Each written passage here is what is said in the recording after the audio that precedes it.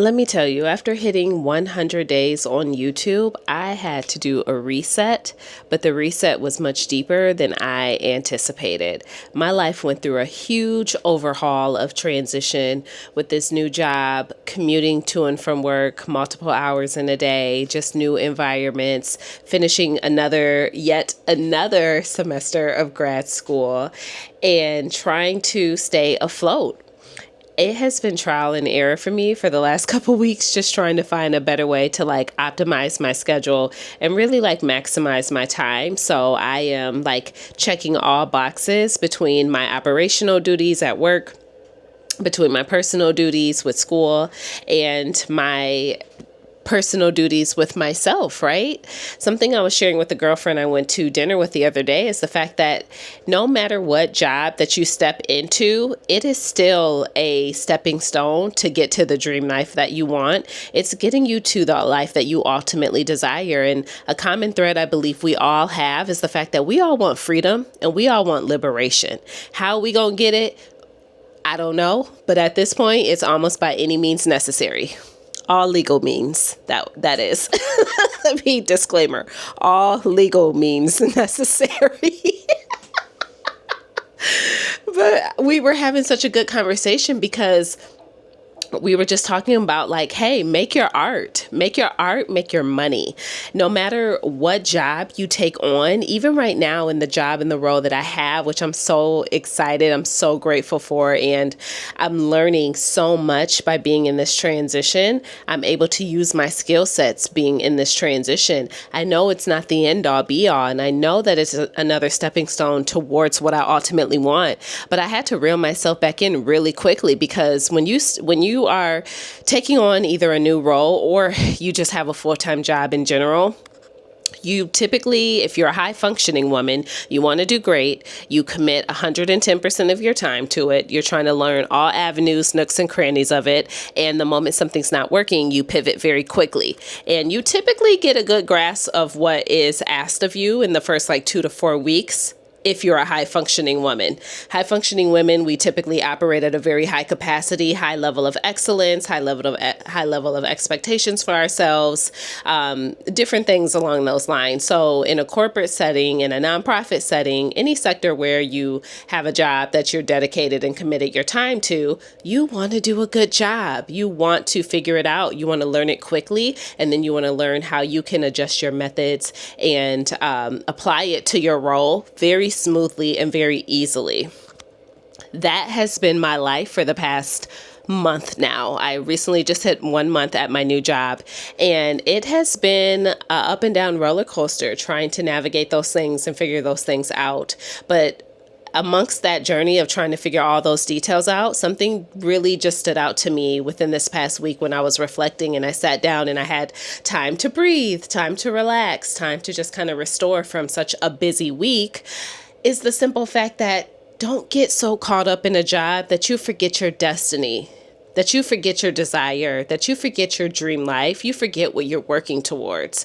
Stop putting your life on pause for the job. Even if you are in the quote unquote dream job, it checks off all the boxes. You have your unicorn job. It pays you well. It feels good. You have some freedom and flow. You're able to use your skills. You're doing good work. Those boxes that we typically like to check off. Even if you can check those off at the end of the day, do not forget your ultimate desire. Don't forget to make your art. I thought for years art only pertained to artists with a paintbrush and a pencil and watercolor markers. That is not true. We all have art in us. We all have something that was inputted in us that God generated to come out into the world. Your art could be a book that is a coffee table book. It could be a membership. It could be a coaching program. Your art could be music. Your art could be whatever, quite literally anything. But you cannot put your art on hold for something that can change tomorrow.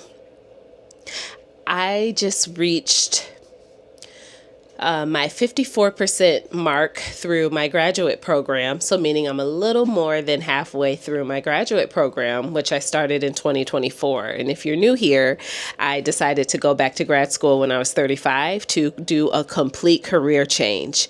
I spent the 18 years in retail management. I spent the 4 to 5 years in tech. I spent time in healthcare.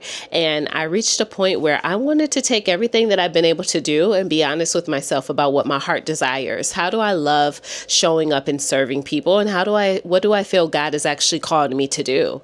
And for a very long time, I felt like God's called me to step into the lane of therapy, being able to support other people and helping them unpack parts and navigate parts of their life, as God has helped me do with mine. And I've had the privilege to have therapists for the past 8 years in my own life. So when I decided to apply and go back to grad school, I was like, man, this is kind of crazy at 35. But then when I started to think longer picture of where my life is headed, I am now 37 years old. I have been in this program for the past 2 years. And I'm so grateful I took the leap. When I just finished my last semester of grad school a couple weeks ago, and I checked the update status of where my GPA is, where, my progress is, because I'm like, how far am I in this program? I am 54% through this program to become a mental health therapist. My GPA, I'm grateful, is sitting at a 3.9. That's nothing but the goodness of God, because let me tell you, this last semester kicked my butt. Left, right, baby, let me go every which way but loose. I had never done 3 classes in the midst of just my life. So this was a challenge for me, but he allowed me to see it through. He allowed me to get through it, and his goodness just like rained upon me so hard. And I just got so excited inside, because while I love what I'm doing now and I'm grateful for it, I cannot wait to be immersed and nestled in to my ultimate calling. I cannot wait to serve in this capacity. This is the one thing where it's like, this is the one thing that makes sense. So much has changed in my life over the past probably 2 years since I've started this program, to be honest. People have come and gone. So much has changed about me, just maturing, becoming a woman of more wisdom. I mean, going through just different phases of life and disappointment and celebrations, wins, losses, all of it, even in these 2 years of being in this program. But this is the one thing that has been so concrete and so like rest assured. And I love the fact that once I step into this, it won't feel like there's a glass ceiling, if that makes sense. It will feel like it can go as far as I choose it for it to go. I can do as much as I choose to do with it. And this is why I started this therapy channel. Well, I won't call this a therapy. Well, I don't know. I guess maybe low key there are moments on here where I do have a lot of those conversations, because I am a person. I enjoy depth. I enjoy self-development. I enjoy self-awareness. I love working on myself and understanding things about myself and unpacking those things about myself and being able to help people in a way do the same for their life too. So this is why I started this channel, because I really wanted to take the leap on expressing my voice more, expressing my thoughts. I also wanted to see what can it do for me monetarily, because I am a woman that wanted to create an additional stream of income. If I'm being honest, I didn't want to rely on my job anymore to keep being my sole source of money. I didn't want to rely on one paycheck anymore. I wanted to start like divvying out my options. I, as a breast cancer survivor, am in the space where I'm chasing my wildest dreams, and I am doing them publicly. And this channel is going to start reflecting more of that. So after hitting that 100 days on YouTube, I just felt like this the past like month, if I'm being honest. Today makes 1 month since I hit those 100 days on YouTube, and I had posted so scarcely. I barely posted because I was trying to find a flow, trying to find the rhythm, throwing spaghetti against the wall to see what feels good. What do I even want to talk about? And now that I've been in this space where I've been able to just kind of sit and meditate and just breathe and get back to me, I realized my biggest opportunity was creating systems that support my desires outside of my 9 to 5 job, systems that help me optimize my time in a way where I can get these things done. I don't want the weeks, the days, the months to keep passing and I'm not active on here in the way that I want to be for who I want to become. I don't want to be so ingrained in a job that it's depleting my energy and it's taking away from the output that I want to have, because that can happen very easily too, even in a job that you may love. If you don't set boundaries, if you aren't clear on, and if you don't have self-awareness, you can easily start absorbing things that aren't your job to absorb, take on roles and start taking on tasks and responsibilities that are not yours. And that is the quickest way to lead to burnout. And when we lead to burnout, then we're not good for anybody, because we barely feel like we have energy to talk.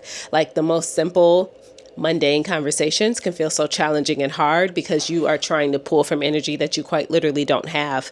And if your environment isn't supportive of you being able to recharge and have quiet, have peace, and just rest without your mind running rampant, then it's even harder to repair the boundary or repair the burnout and restore your energy for what you need it to do for you, right? So this is why optimizing your systems are so key. Now, not only do I do this in my full-time job, and I'm working on a couple tweaks to what this could look like for me to create a better flow. I've been able to do a little trial and error for the past 4 weeks. And this week I'm like, okay, I think I got it. So there's certain things when it comes to operations that really can be put on autopilot, if that makes sense. And if you set your systems up in a certain way, you can get ahead of the game rather than behind, and be proactive rather than reactive. And I think the same applies to our personal life when we are creating the dream outside of the desire, when you're working towards the life outside of the job, your life outside of the 9 to 5, the magazine that you have, the book that you're trying to write, the podcast that you're trying to launch, the YouTube channel that you want to have, the digital products that you're putting out into the world, the ebook that you're finally writing, the nutrition plan that you're putting together. When you're working on all of those things outside of your main job, which takes up so much energy and so much time, you have to know how to optimize your time well so you can still check off the box towards daily achievement and getting yourself one step closer to what it is that you want to do, what you've been called to do, and of course, putting your foot out there to help who you've been called to serve. So that's really what my time has been lately, and what this time will be this week. I even redid my YouTube banner, y'all. And just having this quiet time today to I feel so good. Friday, I felt like bleh. We had a busy work week. We had a huge summit. We had phenomenal speakers. I was so busy. I only got to go upstairs to hear one speaker, and that was Melissa Butler from the Lit Bar. She's a Detroit native, so it was beautiful to just have her in the room, in the house. And I wish I could have listened to the other ladies that were speaking too. But the summit was a huge hit. There was over 65 attendees. I mean, it was just a beautiful, beautiful time.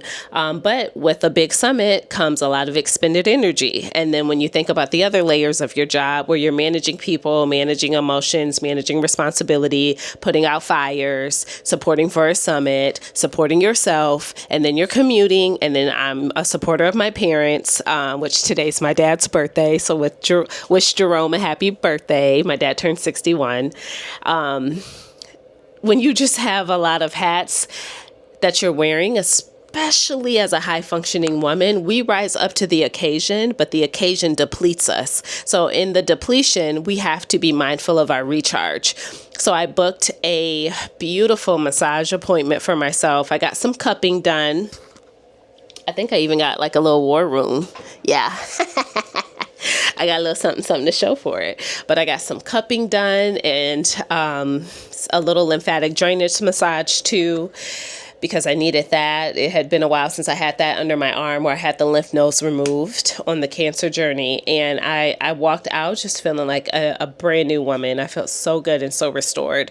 And even that moment reminded me, you need to actually have this scheduled monthly again. You used to do these every single month. What happened? So this is probably going to lead to a life audit. And that may be something that I need to do monthly or quarterly. But I've just spent time writing out my big goals, my big dreams, my big desires, just refining how my time is spent in the week and how my boxes need to be checked off to get me towards these bigger goals and desires that I have by the end of the year. And they all just pertain to how I want 2027 to be and feel for the most part. So everything ties together and it lines up, and everything just leads back to the same little point of being aware of my time, how I'm managing it, how I'm spending it, but also like how am I optimizing it and recovering when I need to recover from having very busy, hectic weeks where there's overflow. And I miss y'all. I miss coming on here and I miss talking. I miss the conversations. And I had to take a step back to look at, what do I want this channel to be about? How do I want this to feel for me? Where is the joy in my conversations? Just because I have 18 years in operations leadership, is that what I want to talk about for real? Just because I can doesn't mean I have to, and it doesn't mean I should. Is there something or a different area where I want to like expand? And I realized that my main goal, even through operations, even through becoming a therapist, even through my daily decisions, they all lead back to wanting to feel a more liberated life, wanting to feel the freedom that I'm chasing. I had this thought the other day, and it's crazy because I don't know. It felt a little crazy to think at 37, but I just sat down and I was like, I don't want to climb a corporate ladder. I don't want to hustle. And I honestly don't want to work hard anymore. I feel like I'm getting a little tired. And that sounds a little crazy to say at 37, but then in the same token, it makes sense because I think it reflects where my values have shifted.